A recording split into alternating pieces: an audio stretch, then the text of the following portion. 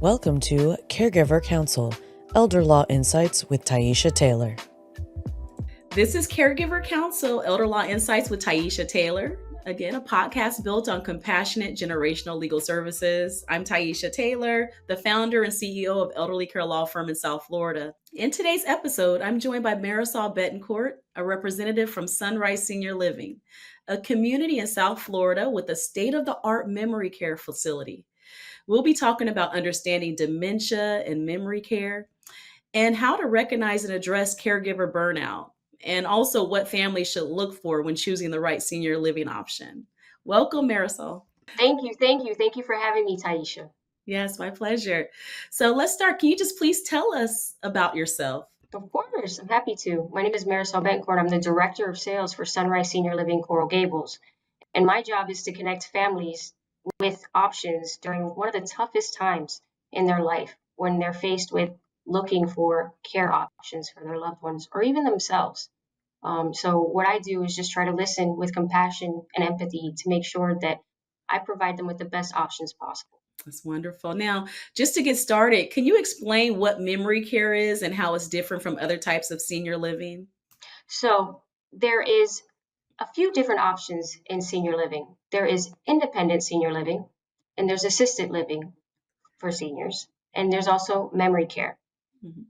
For assisted living, it's basically someone that is able to make their own conscious decisions, but might need a little bit of help. For example, maybe they need help dressing in the morning, versus when they are in memory care, they are not in the same cognitive state that someone that is independent or in assisted living would be necessary.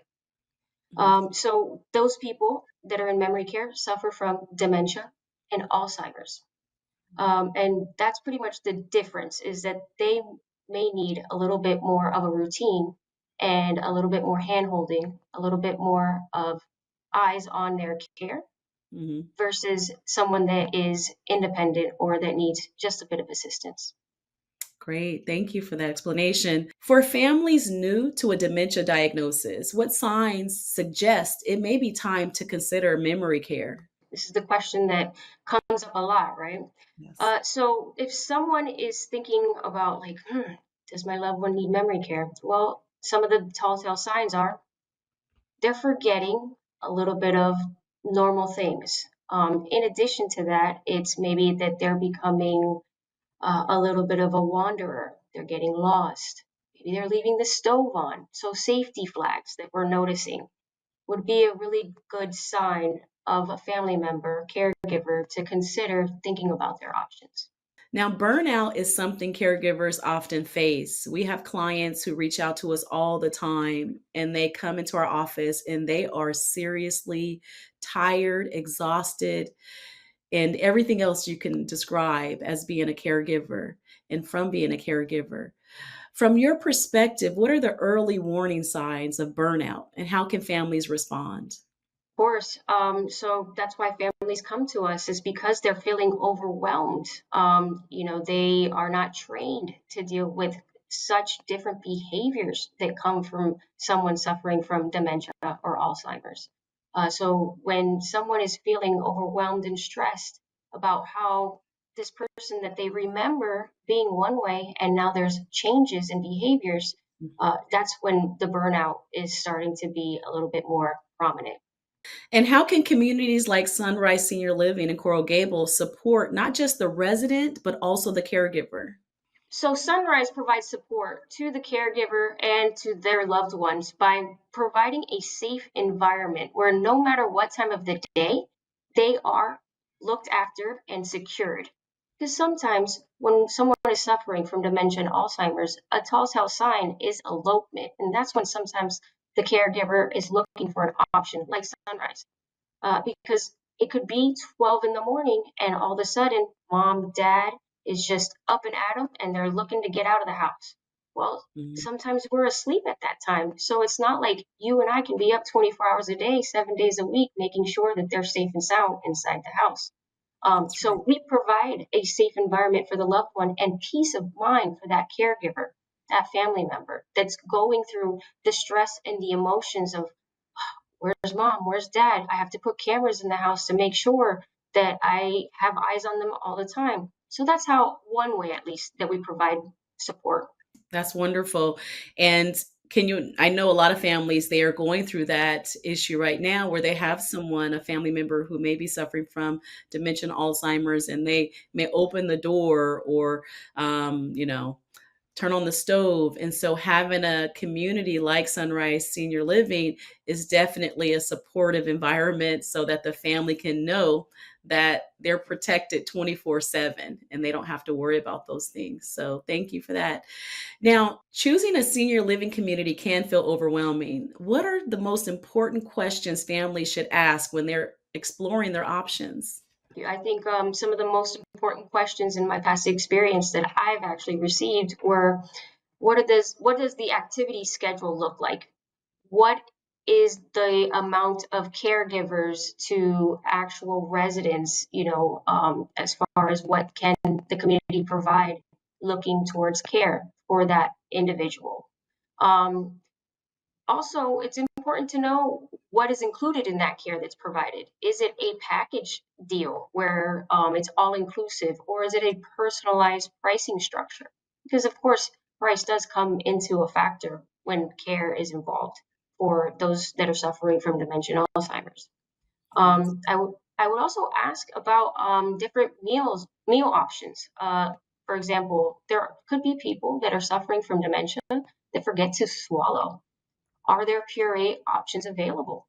And how does that go about as far as dietary restrictions? Is that extra? Is that included? So things of that nature that's particular to your loved one, really understanding what it is that that community provides is key to ensuring that you secure the best place for your loved one to reside. Yeah. Well, great response. I was hoping you would say the food because I know a lot of my clients, that's sometimes the number one question they ask. What type of food? Is it culturally appropriate? Do you prepare different types of foods for different types of residents? So that's great. I'm glad you brought that up. Uh, Absolutely. Now, families often hear the phrase state of the art memory care. What does that really mean for day to day life in a community like Sunrise? Thank you for that question because it's one of my favorites. So, Sunrise has one of the most, if not the most, top of the line option when it comes to memory care. We actually call our program Reminiscence because with Sunrise, vocabulary is very important to how we described the program to families and loved ones. We all know that someone is suffering from dementia and Alzheimer's, and it could maybe have a negative connotation when you're speaking about that. It's a trigger, right? Versus when you hear the word reminiscence, it's a little bit more of a positive spin because these residents do not have the opportunity or the will to change their diagnosis. It is something that they are going through and they can't help it. But if we try to approach it with the most respect and care and dignity by using a word of reminiscence, it puts a little more of a positive spin on the situation. That being said, we offer different life skills centers throughout our memory care or our reminiscence floors. What is a life skills center? Well, sometimes when you're going through dementia and Alzheimer's, you don't really remember what happened today, yesterday, or even 2 weeks ago. Sometimes you go back to a place, maybe 10, 20 years ago, that had some sort of significance or purpose to you. For example, we have a life skill nursery center. And in that nursery center is everything you can think of when you were giving care to your baby, to your niece, or you maybe were a nanny. And that was a moment in time that had a significant impact on that particular resident. And that's actually very common, especially in memory care or reminiscence when you're thinking about Sunrise. So we have an area for you to change your baby. We have actual babies like baby dolls where they can change their baby. We have diapers, wipes, bags for them to go and take their baby on a picnic. And that's just something that's very unique for Sunrise is that there's different types of life skills centers like that.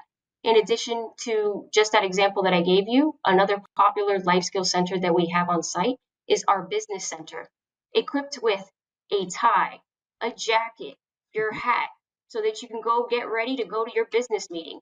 We have a typewriter as well. So things that can provide that individual that feels like they need to go to work because that was such a big part of their life. We have little centers for them throughout the entire floor, or the neighborhood as we call it, for those individuals that are suffering from dementia and Alzheimer's that do tend to go back to reminisce on those moments in their life that had some sort of significance for them. And that's pretty unique if you ask me. Yeah, that's very unique, and I love that. And I love that you called it. You didn't say it was a floor. What did you call it? A community It's a neighborhood. So we call neighborhood. it a neighborhood. So again, vocabulary and the way that we structure and say things to families here at Sunrise, at least I could say, is very unique. And that's why we say it's pretty state of the art or pretty top of the line, because at least in my experience through senior living, I haven't heard of anyone calling it a neighborhood.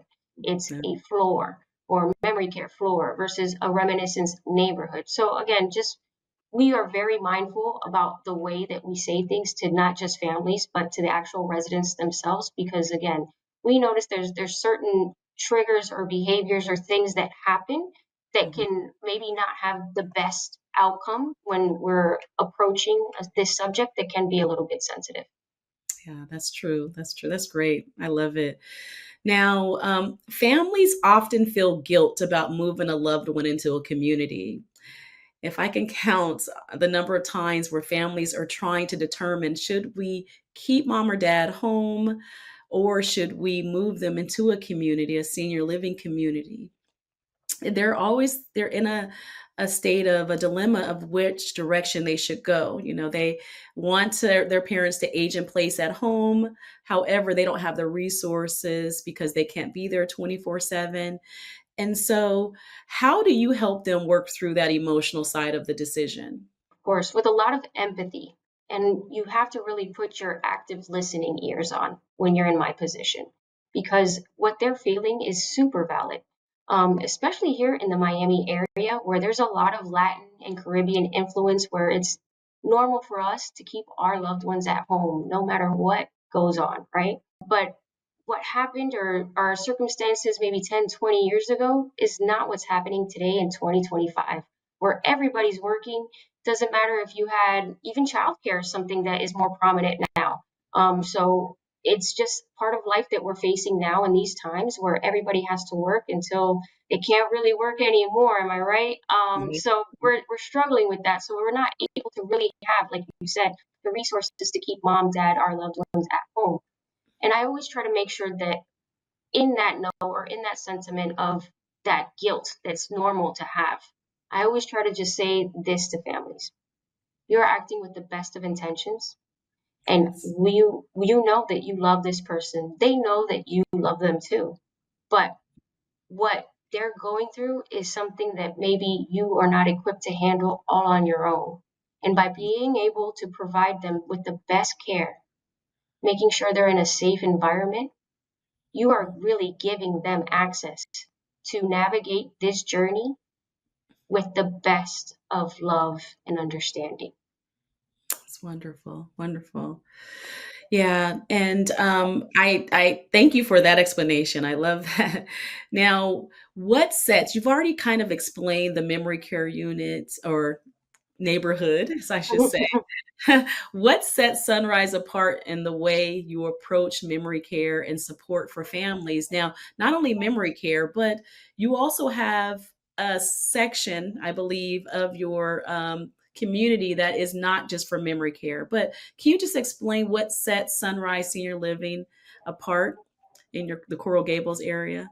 Absolutely. So what sets Sunrise Senior Living Coral Gables apart from some of the other options, which sidebar, it is great that there are so many options available now for senior living, because I remember maybe 10 years ago, there was only maybe one or two places that you could go when you needed that type of assistance or care. So at least now in 2025, you have a bunch of options, which is great. Yeah. So what sets us apart though from those other options is that we offer personalized care. So it's not a one size fits all type of approach that we have here at Sunrise. We truly do a thorough assessment for every single person that is considering Sunrise Coral Gables as an option for this next chapter in their life or their loved one's life, which means that we really only make sure that we target those areas that you need assistance with, whether it's just being able to be in a place where you can age in place. You start off 100% independent, but you get to enjoy all the wonders that our community provides, which are 3 meals a day prepared by a professional chef and culinary team. Mm-hmm. And or activities, access to community, just other people that are here.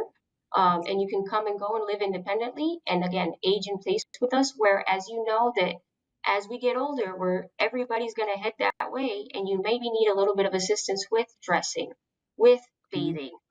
You can add those options of care as you progress in your journey of life. And if ever it was a point in time that you did need, assistance to go with the memory care option or in our reminiscence neighborhood, you could do it all in the comfort of the same community, the same building. So we have options for individuals to be 100% independent, but then as they age and they know that they need more things, we can add that on. Again, going back to the personalized care. And we also have more communities, actually. Sunrise is one of the larger players in the senior living game, where Yes. if life takes you to another place out of state, there's a bunch of Sunrises in California, in Virginia, in New Jersey, where we can it can be a very seamless transfer because we have such a wide access, or let me say that again. We have different communities throughout the country that if life takes you in a different direction and you need to leave the Miami area, it's not like you really have to go through the struggle of finding a new place. It's more about finding a community within the Sunrise network that is closer to wherever it is that your life is taking you to. So in a benefit of being within the Sunrise network, as life comes at you and changes, we have something called a community fee, where it's a one-time entrance fee that no matter where you go, if you change Sunrise 3 times, you never have to pay that community fee again, which is a huge advantage. That's great. That's great. Yeah, thank you.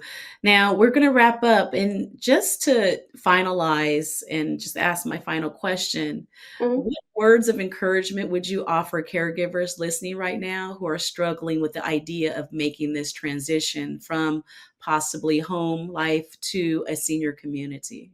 Again, you are acting with the best of intentions, and all you can do is that. And I'm sure if the shoe was on the other foot, your loved one would do the best for you as well. And also, just remember, you're not alone.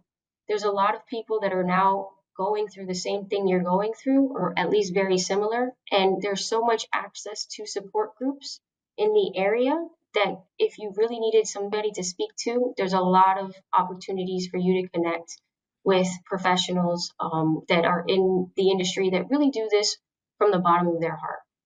So you're not alone. You're acting with the best of intentions, and you got to take it day by day. And you got to take care of yourself so that you can take care of the one you love too.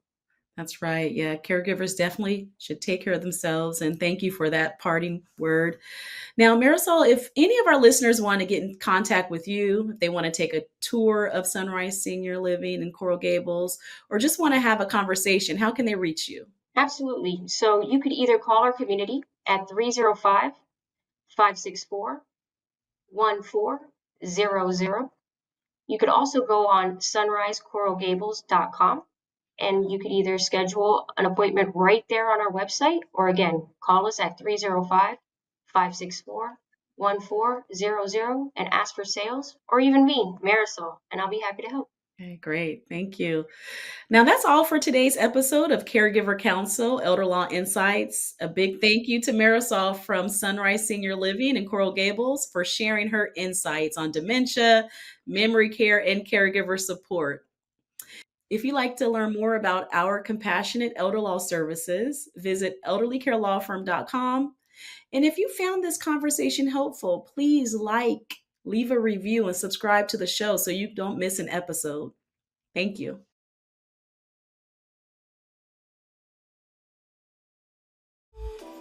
Thanks for watching. Be sure to hit that like and subscribe button and leave us a review in the comments.